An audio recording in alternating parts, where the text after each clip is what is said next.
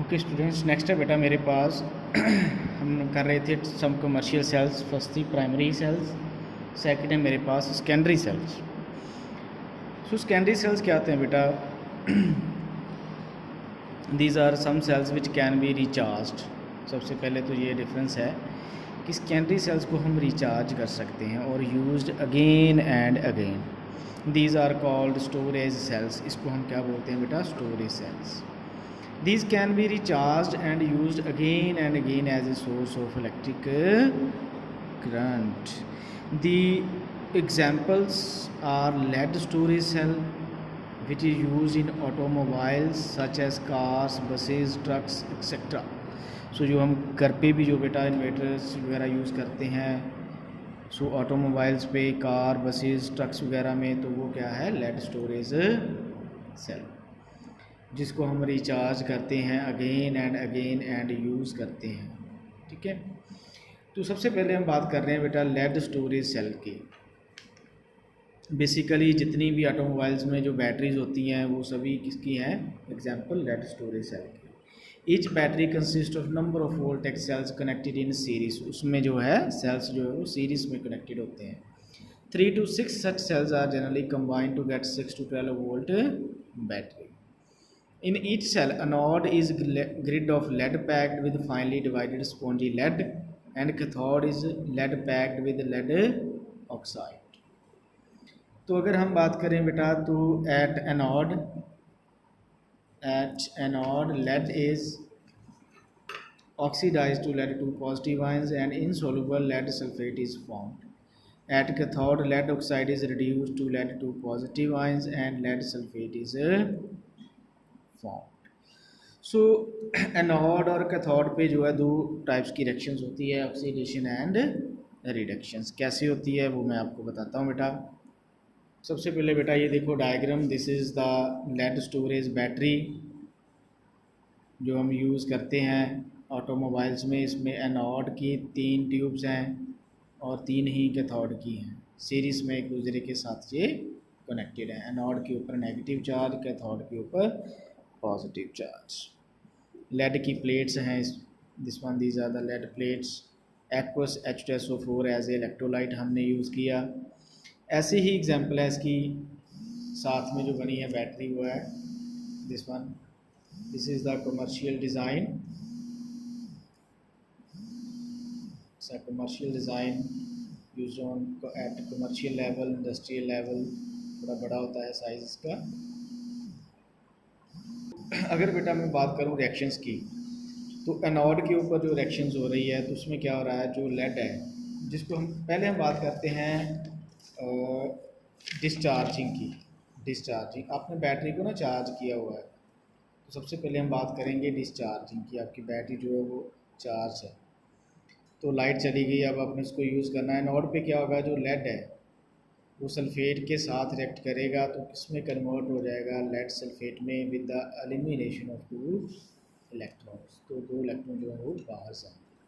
It means कि यहाँ पे इलेक्ट्रॉन जो है वो बाहर जा रहे हैं। क्या हो रही है? प्रोसेस कौन सा है? ऑक्सीडेशन।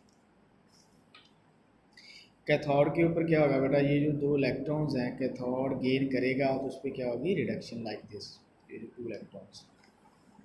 तो लेड ऑक्साइड प्रेजेंट है कैथोड पे, उसने क्या किया? इलेक्ट्रोलाइट है सल्फेट, प्लस 2 इलेक्ट्रॉन्स उसने गेन किए, तो कन्वर्ट हो गया लेड सल्फेट में, प्लस साथ में वाटर प्लस बाहर चला गया। ठीक है जी। तो अब एक एनोड पे रिएक्शन होगी, एक कैथोड पे, तो रिडॉक्स रिएक्शन क्या बनेगी? लेफ्ट वाले लेफ्ट साइड पे लिख दो H2SO4, दिस इज H2SO4, मैंने ऐसे लिखा है। H2SO4 एज इलेक्ट्रोलाइट है ना वो, इसके बिना तो ये रिएक्शन पॉसिबल ही नहीं है। तो लेड सल्फेट और वाटर बन गया एज ए प्रोडक्ट। तो this is the overall redox reaction. Clear है? पता चला बेटा? ओके। तो the potential of the cell depends, अगर हमने on the concentration of the H2SO4, so जो पोटेंशियल है सेल का किसके ऊपर डिपेंड कर रहा है? Concentration of electrolyte. तो इलेक्ट्रोलाइट कौन सा है? H2SO। क्लियर है? Okay. During the working of the cell, lead sulfate is formed at each electrode and sulfuric acid used up. As a result, the concentration of H2SO4 decreases and the density of the solution also decreases. When the density of H2 falls below, the battery needs recharge. तो बेटा जो electrolyte है H2SO4 वो हम use कर रहे हैं again and again. तो जो कंडक्टिंग पावर है वो इलेक्ट्रोलाइट के ऊपर ही डिपेंड करती है। तो अगर हम इसको यूज़ करेंगे तो इसकी कंसनट्रेशन क्या होगी, डिक्रीज़। अगर कंसनट्रेशन डिक्रीज़ करेगी तो it means density is also decreases. So when the density of H2SO4 falls below 1.2 ग्राम पर ml, the battery needs recharge. Clear है बेटा? तो फिर हमें बैटरी को रिचार्ज करना पड़ेगा। क्लियर है? तो ये जो दो रिएक्शंस हमने की हैं एनोड के ऊपर, कैथोड के ऊपर, तो जब हम इसको रिवर्स कर देंगे तो हमारा जो है वो दोबारा से सेल जो है वो रिचार्ज हो जाएगा। सो अगर हम बात करें रिचार्जिंग की तो बेटा यहाँ के ऊपर एनोड के ऊपर क्या होगा, जो रिएक्शन कैथोड के ऊपर हो रही थी ना उसका जो रिवर्स है वो रिचार्जिंग में एनोड के ऊपर आ जाएगा। It is the reverse reaction at cathode. जो कैथोड के ऊपर हुआ था उसको रिवर्स में लिख दो, प्रोडक्ट रिएक्टेंट वाली साइड और रिएक्टेंट प्रोडक्ट वाली साइड। क्लियर है? This one. So lead sulphate waters क्या बन गया, lead oxide, hydrogen ion, sulphate ion, electron. तो कैथोड के ऊपर क्या होगा, it is the reverse of oxidation at anode during discharge. Lead sulphate 2 electrons, lead plus sulphate ions. Clear है बेटा? तो ये था बेटा मेरे पास working of lead storage cells. Clear है बेटा सबको? ओके। तो नेक्स्ट है बेटा मेरे पास निकल कैडमियम स्टोरेज सेल। इसकी भी सेम है, ऐसे ही आपने इसको करना है, सो ट्राई करना। नेक्स्ट है बेटा मेरे पास टॉपिक फ्यूल सेल्स। तो अगर हम बात करें फ्यूल सेल्स की, कुछ फ्यूल सेल्स होते हैं। फ्यूल सेल की अगर हम बात करें तो फ्यूल सेल क्या है बेटा मेरे पास? Fuel cells are the galvanic cells in which the energy of combustion of fuels like hydrogen, methane, methanol is directly converted into electrical energy। तो जो फ्यूल्स होते हैं लाइक हाइड्रोजन, मीथेन, मिथेनॉल, उसको हम डायरेक्टली कन्वर्ट करते हैं into electrical energy में। ठीक है बेटा? So these are the fuel cells. तो हमारे पास एग्जांपल है बेटा फ्यूल सेल की। एग्जाम्पल है बेटा मेरे पास फ्यूल सेल की, simple H2O2 fuel cell, hydrogen oxygen fuel cell, जिसमें हम एक हाइड्रोजन की इलेक्ट्रोड यूज़ कर रहे हैं और दूसरा ऑक्सीजन की। ऑक्सीजन को कैथोड के ऊपर रखा है बेटा, हाइड्रोजन को हमने एनोड के ऊपर रखा है। क्लियर है? ओके। तो in these cells reactions are continuously supplied to the electrodes and the products are continuously removed from the electrolyte compartment. Fuel cells differ from the ordinary galvanic cells in that the reactants are not placed in the cell but are continuously supplied to the electrodes from the reservoir. So सबसे common example जो है बेटा fuel cell की वो है hydrogen oxygen fuel cell. तो अगर हम बात करें बेटा हाइड्रोजन ऑक्सीजन फ्यूल सेल की, तो in hydrogen oxygen fuel cell, hydrogen gas is used as a fuel and oxygen gas act as the oxidizing agent. The energy of combustion of hydrogen is converted into electrical energy। इसमें क्या होता है बेटा कि जो hydrogen gas है उसको हम एज ए फ्यूल यूज़ करते हैं, ऑक्सीजन जो है वो उसको ऑक्सीडाइज करता है और एक्ट करता है as a oxidising agent. So then जो है एनर्जी जो है कम्बशंस की वो कन्वर्ट हो जाती है into electrical energy. The cell consists of porous carbon electrodes immersed in concentrated aqueous sodium hydroxide और potassium hydroxide solution। तो दो टाइप्स की रिएक्शंस होती है इसमें, हम सोडियम हाइड्रोक्साइड और पोटाशियम हाइड्रोक्साइड सोल्यूशन जो है वो यूज़ करते हैं।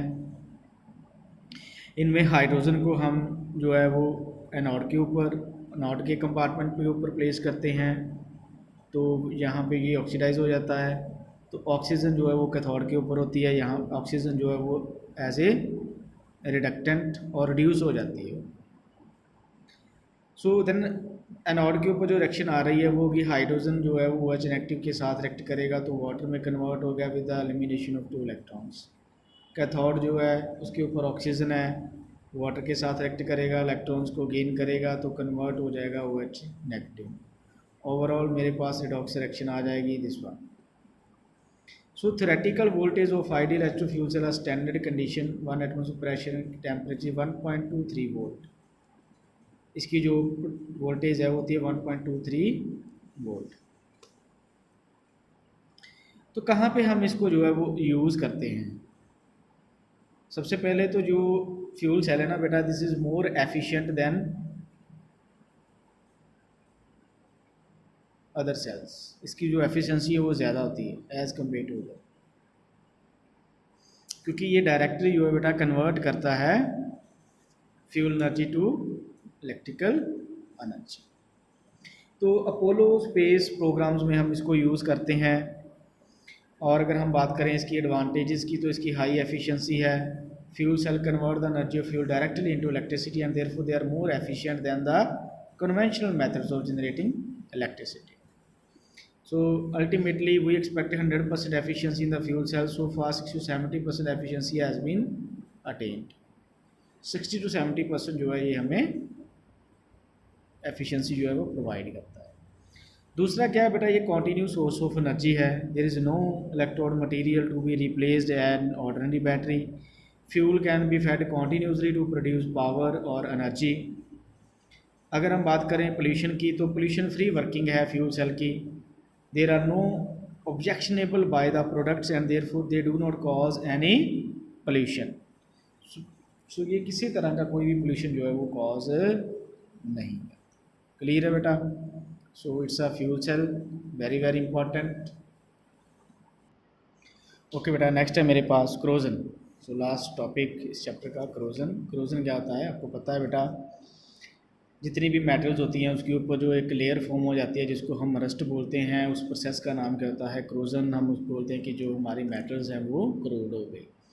सो corrosion is a process of deterioration of a metal. Deterioration का मतलब होता है बेटा हौली हौली जो है वो मेटल हमारी ख़त्म हो जाती है, डिस्ट्रॉय हो जाती है, जिसको हम स्लो हीटिंग बोलते हैं। Corrosion is a process of deterioration of a metal as a result of its reaction with air और वाटर जो इन्वायरमेंट में प्रेजेंट है सराउंडिंग इट, जब उसको सराउंड कर लेते हैं। अगर हम बात करें आयरन की, तो जो आयरन को क्रोजन है उसको हम क्या बोलते हैं? Rusting. Chemically rust is hydrated form of ferric oxide. ये फॉर्मूला होता है बेटा रस्ट का Fe2O3.XH2। Rusting of iron is generally caused by moisture, carbon dioxide and oxygen present in air. Clear है बेटा? So iron does not rust in dry air and in vacuum. अगर कोई भी इनमें से एक फैक्टर जो है वो एब्सेंट है तो जो आयरन है उसको रस्ट नहीं लगेगा। क्लियर होगी मेरी बात? तो अगर हम बात करें बेटा फैक्टर्स की कि कौन से फैक्टर जो है क्रोजन को इफ़ेक्ट करते हैं, सबसे पहले position of metal in the EMF series. जो हमारी रिएक्टिविटी सीरीज़ है, इलेक्ट्रोकेमिकल सीरीज़ है, उसके अकॉर्डिंग बात करेंगे हम। The reactivity of metal depends upon its position in the electrochemical series. More the reactivity of the metal, the more will be the possibility of metal getting corroded।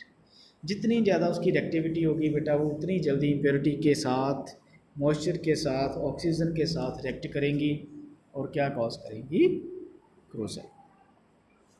Second point, presence of impurities in the metals. अगर हम बात करें तो ये corrosion कैसे लगता है अगर इम्प्योरिटीज़ प्रेजेंट है? Impurities help in setting up voltaic cells which increase the speed of the corrosion। जिसमें जितनी ज़्यादा impurities होंगी वो उतनी ही जल्दी corroded हो जाए। Presence of electrolytes in water also increases the rate of corrosion। For example, corrosion of iron in sea water takes place to larger extent than in the distilled water। Presence of CO2 in water, carbon dioxide in natural water increases the rusting of iron। Water containing carbon dioxide act as electrolyte and increases the flow of electron from one place to another place। Presence of protective coatings, when the iron surface is coated with layers of metals more active than iron, then the rate of corrosion is retarded। उसको हम prevent कर सकते हैं। अगर हम less reactive metal के ऊपर किसी मोर रिएक्टिव मेटल की जो है वो लेयर फॉर्म कर दें तो क्या होगा? उसको हम क्रोजन्स को प्रिवेंट कर सकते हैं।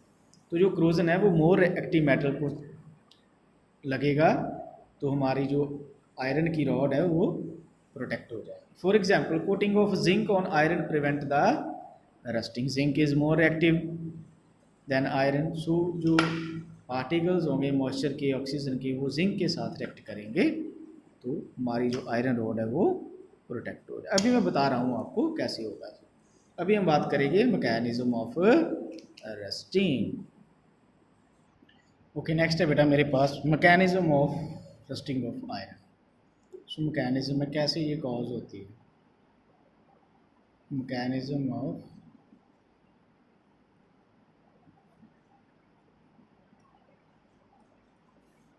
Rusting of iron.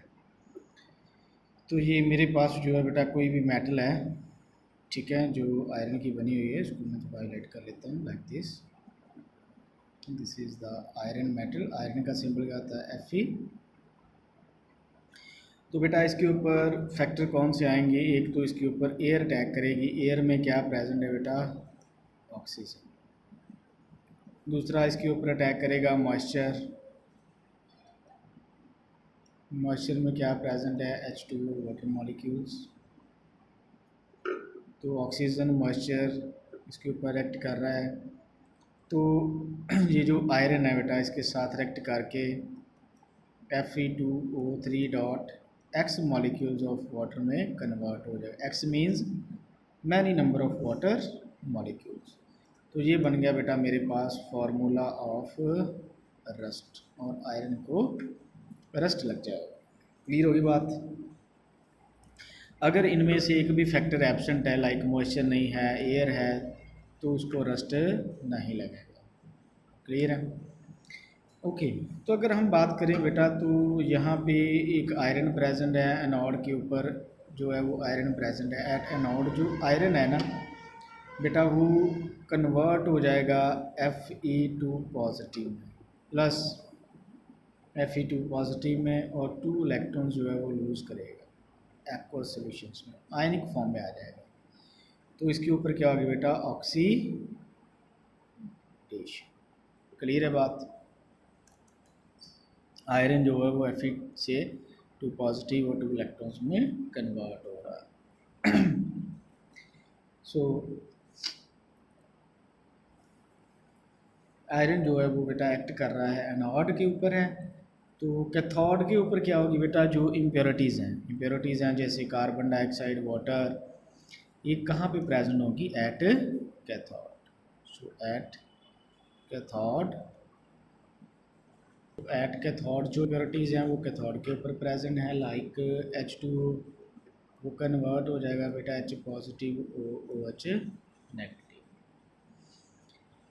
तो साथ ही मेरे पास कार्बन डाइऑक्साइड है जो वाटर के साथ रिएक्ट करेगी, वाटर में मिक्स हो जाएगी, तो क्या किसमें कन्वर्ट हो जाएगी, H2CO3 कार्बोनिक एसिड।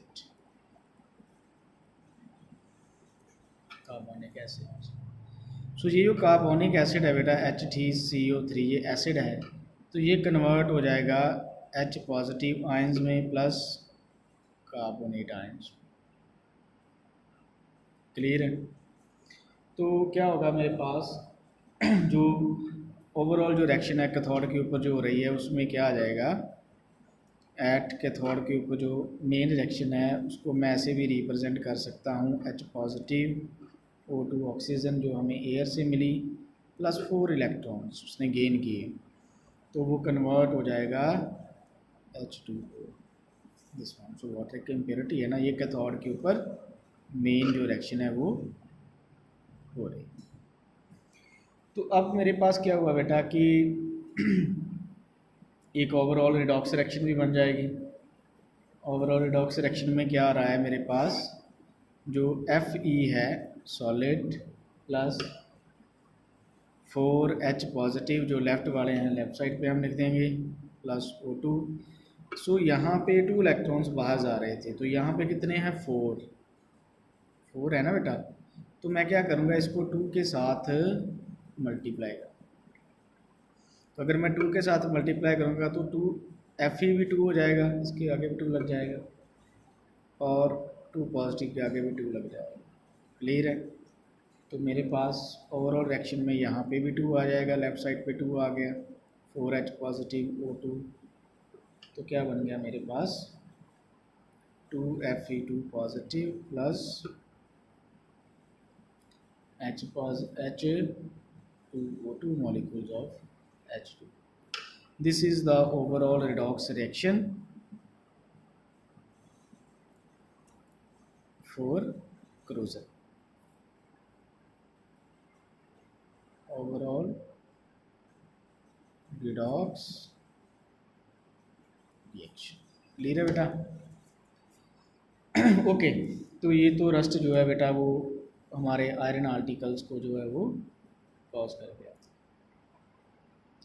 हम बात करेंगे कि हम इसको कैसे प्रिवेंट कर सकते हैं। अगर बात आती है प्रिवेंशन की तो सबसे पहले हम करेंगे बात prevention of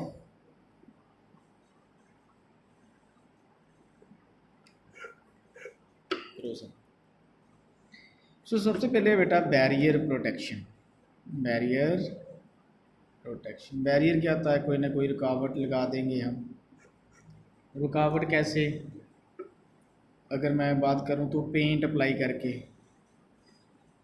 paint by applying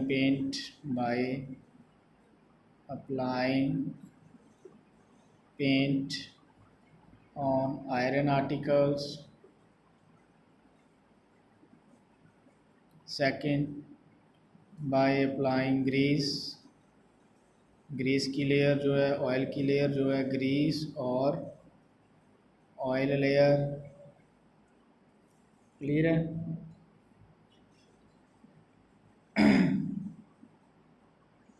so C point by electroplating में क्या होता है बेटा कि हम कुछ मेटल्स जो हैं उनकी लेयर उसके ऊपर अप्लाई कर देते हैं। Electroplating with metals like tin, निकल, जिंक, क्रोमियम जो हाईली रिएक्टिव होती हैं उनकी उसके ऊपर इलेक्ट्रोप्लेटिंग जो है वो हम अप्लाई कर देते हैं। तो जो हमारे व्हीकल्स होते हैं उसको ऊपर हम पेंट वगैरह करते हैं ना उसको, ताकि रस्ट जो है उसको ना लगे। ओके उसके बाद आता है नेक्स्ट हेडिंग सैक्रिफिशियल प्रोटेक्शन।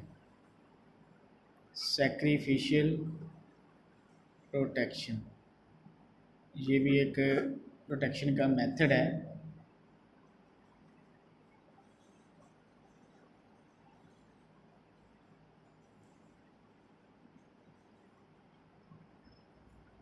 तो सैक्रिफिशियल प्रोटेक्शन में क्या आता है बेटा, जो हमारी आयरन का ये जो आर्टिकल्स है ना आयरन का, इसके ऊपर हम किसी भी मोर रिएक्टिव एटम की जो है एक लेयर जो है वो अप्लाई कर देते हैं। जिंक इसके ऊपर एक रैप्ट कर देते हैं more reactive metal like zinc. अब जब ऑक्सीजन आएगी, जहाँ वाटर मॉलिक्यूल्स आएंगे, तो वो डायरेक्ट आयरन के साथ कांटेक्ट नहीं करेंगे, इस लेयर के ऊपर जो है वो अटैच्ड हो जाएंगे, तो जिंक को रस्ट लग जाएगा, हमारा आयरन जो है वो प्रोटेक्ट हो गया। This process is called galvanisation. इसको हम क्या बोलते हैं बेटा? गैल्वेनाइजेशन। क्लियर है? उसके बाद थर्ड पॉइंट है by using anti rust solutions.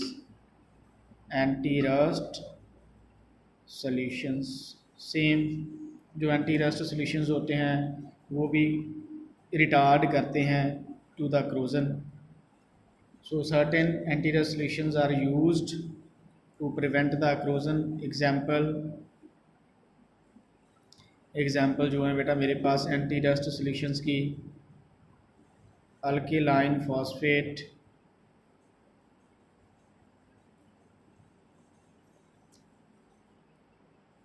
Alkaline क्रोमेट्स,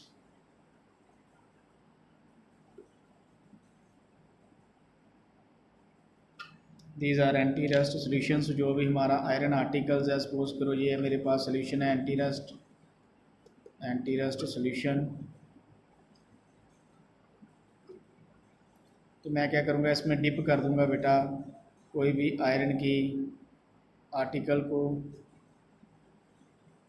तो इसमें हमने डिप कर दिया आयरन आर्टिकल, तो क्या होगा कि जो एंटी रस्ट सोल्यूशन है वो इसको कवर कर लेगा। तो देन क्या हो जाएगा, इसको रस्ट जो है वो नहीं लगेगा। क्लियर है बेटा? तो ये था बेटा मेरे पास टॉपिक क्रोजन। तो इसके साथ ही आपका ये जो चैप्टर है इलेक्ट्रोकेमिस्ट्री वो फिनिश हुआ। If you have any problem ask. Thank you.